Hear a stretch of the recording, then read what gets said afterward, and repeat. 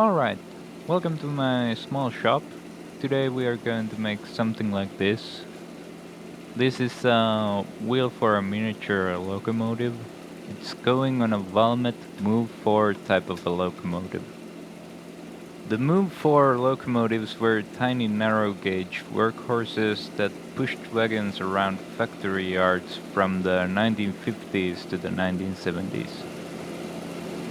And this will be part, the raw stock that I'm gonna be machining the wheels out of, and hopefully it will go smoothly. So the first step in creating this part would be to machine the back face of the wheel so that it is flat. After we've gotten it flat and level here on the back, we can lay our first features, which will be these 2 points, and they will be the start of this big hole for this area.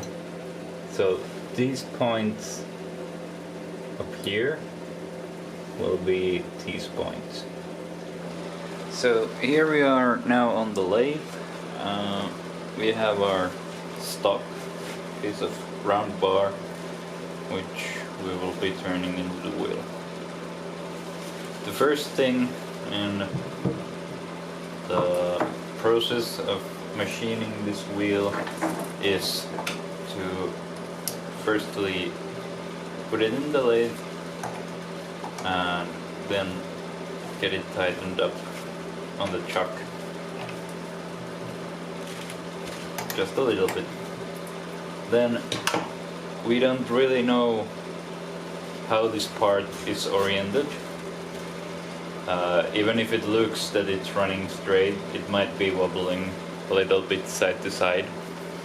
So what we have to do is indicate the part into the lathe so it runs true with the lathe axis.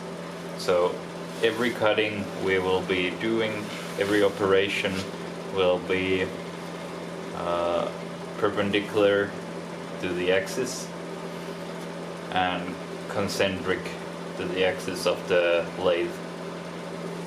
So for indicating this part, we will be using an indicator, a dial indicator, which will tell the movement of something compared to its fixed foot.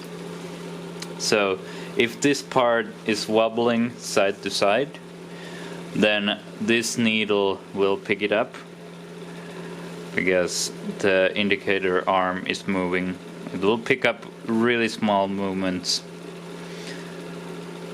and we will be setting the indicator up against the part, and let's find a 0 here. Alright, and we can see that first of all the bandsaw which this was cut with has left quite a rough finish. The arm is bumping up and down quite a lot, and we can see that aside from it wobbling around back and forth, it will be showing that the part is low here and then it has a high point here. So that tells me that this part is now tilted this ways. A little bit exaggerated, but what we can do to fix that, we can find the high spot, and then we can use a rubber mallet or some kind of machinist hammer will do, and we will tap the part from the high spot down so it goes into the chuck, and we will be trying to hit somewhere between the low spot and the high spot. so they will meet in the middle. So I know this jaw has the high spot, so I can protect my indicator and tap a little bit and then check if it corrected it, which made it a little bit better. But I will be going around the part like this.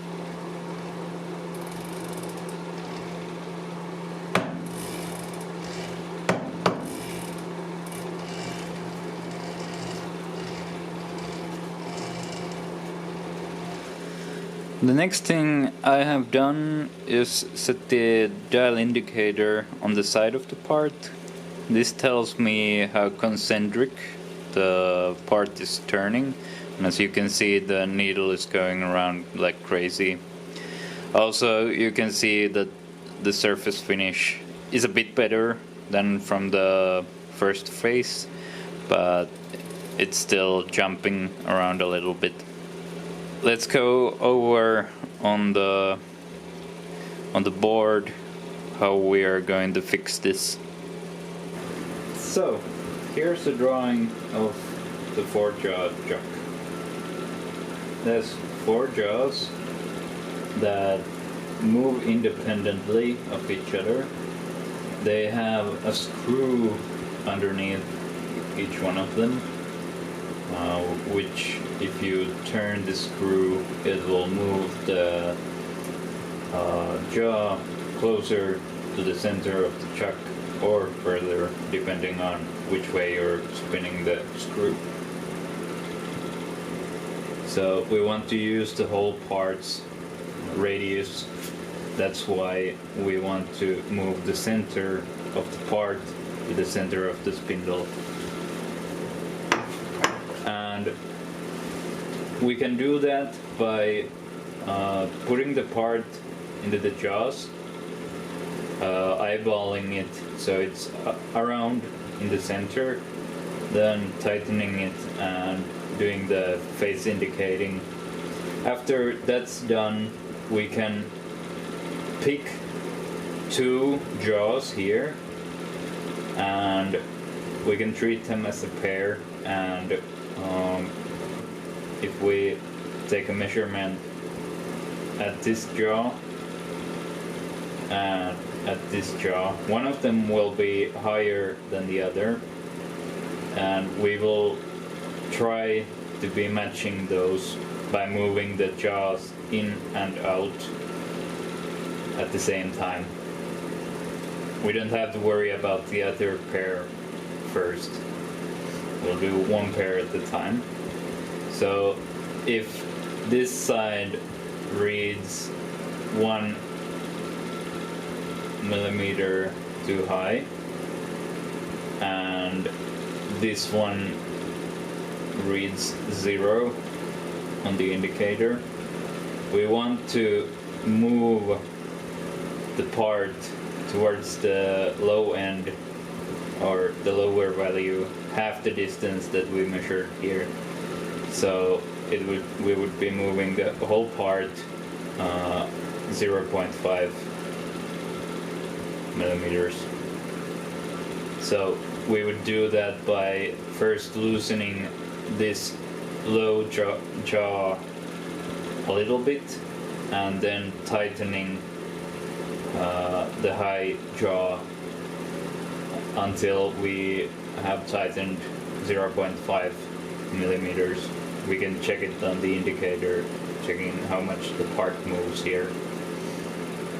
And when these 2 points read the same value, we can move on to the second pair and do the same exact thing, find the low spot and then find the high spot and move the part half the distance what the high spot is telling on the indicator. We are finding the low spot and the high spot, so let's see which one is the lower. This one's 90 and that one was 60, so we'll reset the dial indicator So it shows 0 on the low side, and then we'll be going to the high side. It's 30,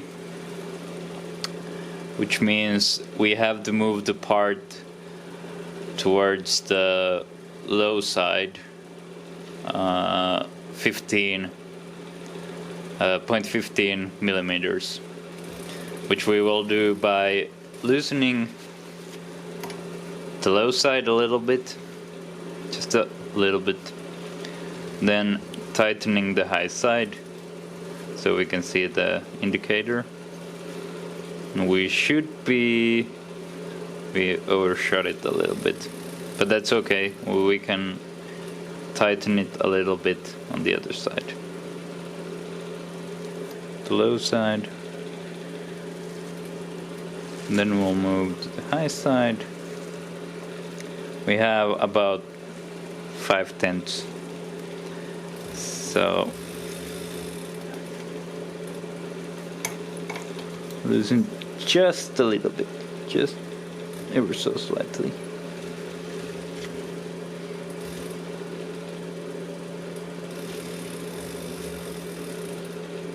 Then we'll want to go to somewhere around 1.5.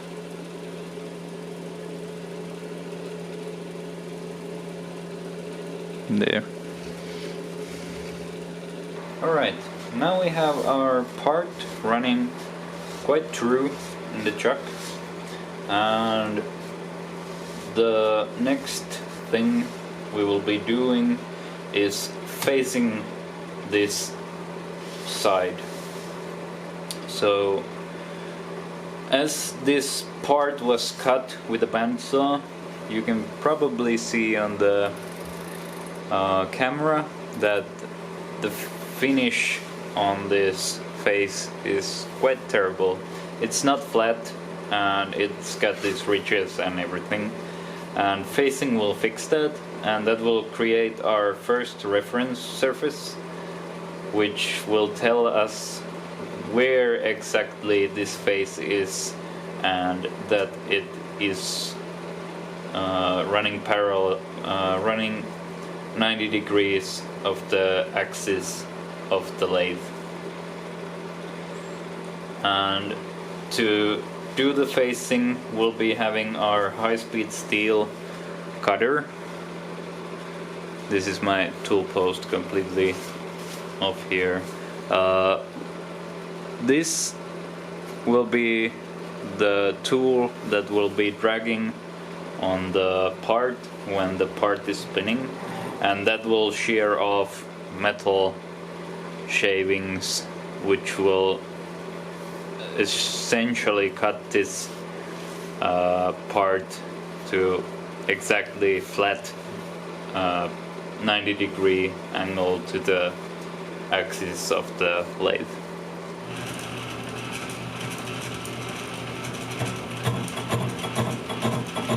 So there we found the surface.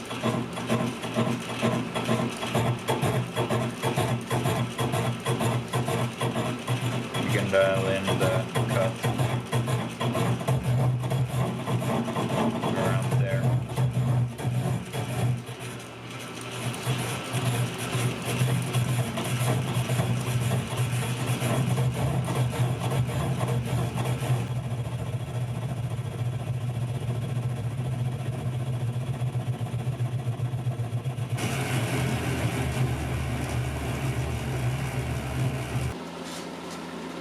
So now that we have our reference surface here all flat, maybe not the prettiest but flat, we can start laying out our features, which will be the dip or the dish shape.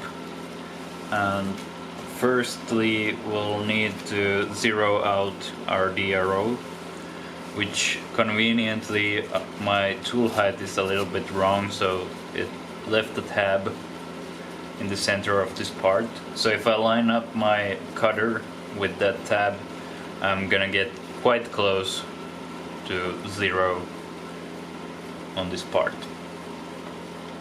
So just get the tool there and we'll go in, and then by eye I'm just gonna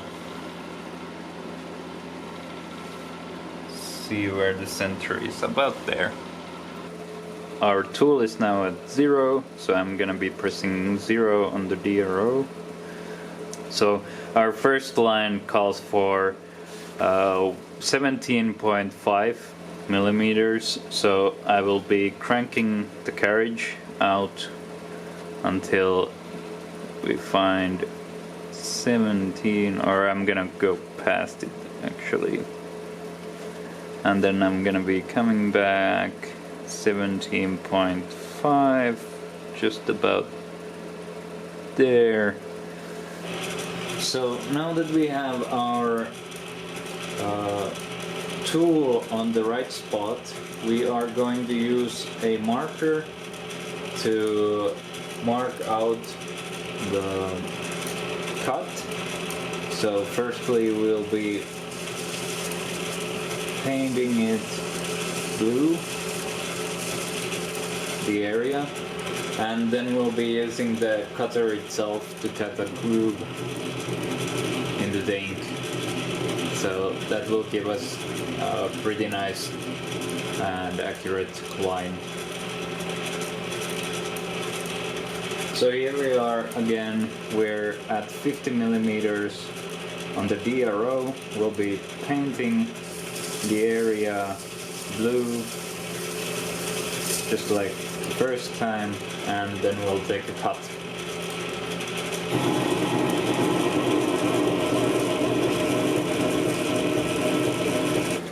Getting back to the tool geometry, as you remember, the tool that we were using to face and do all of the cuts looks like this. It has 15-degree angles from the center of the tool to both sides, and then it's got a radius in the front. So basically this is our part, and this is the face that we just faced on the wheel.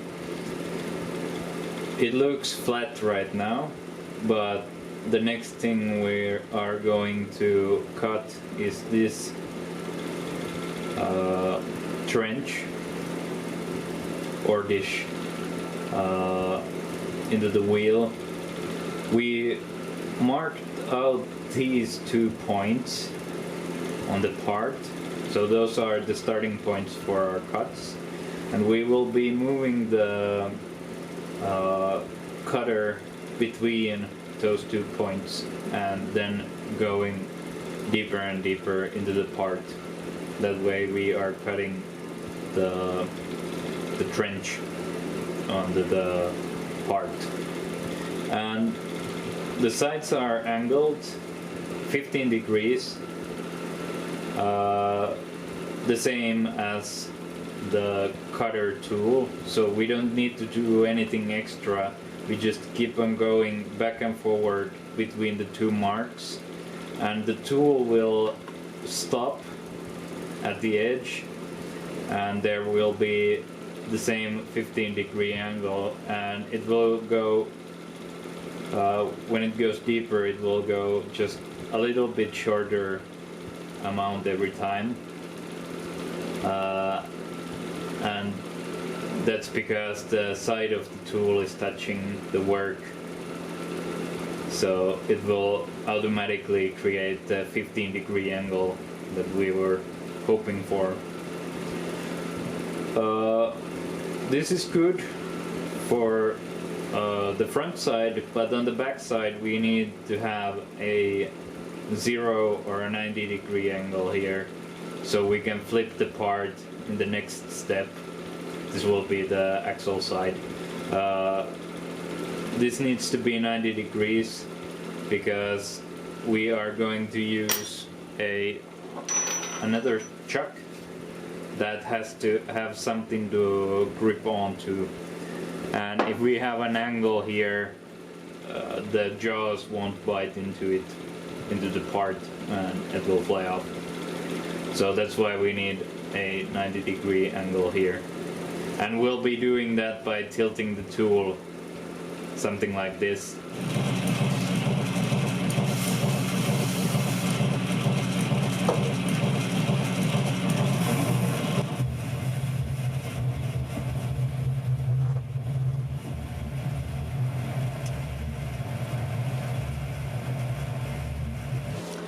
So when it looks like I'm getting close to the depth that I'm supposed to go, I know it isn't quite there yet, but when I'm starting to get close, I want to measure how deep I have cut, and for that I have been using just a parallel block here and then calipers to check the depth.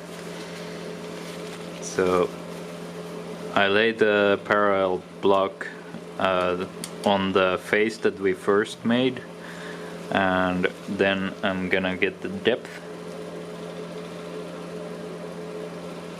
So it's 5.98, and then we're going to measure the caliper or the parallel block, the thickness of it, and that is quite exactly 4.1, yeah. So we'll subtract that. So 5.98 minus 4.1. So we have gone 1.88 millimeters into the work. So let's see, 8 millimeters is what we want to get to. So we'll subtract 1.88 from that, and we have 6.12 millimeters to go. So after all the machining, we should have now turned a round bar into half of a wheel. So this is what they're going to look like when they're finished, and I have 3 of these now made, so that the first face has been cut and the first grooves, or the first print chest. And the next step, as I said, will be to turn them around on the lathe and to the other side, and then start working on the edge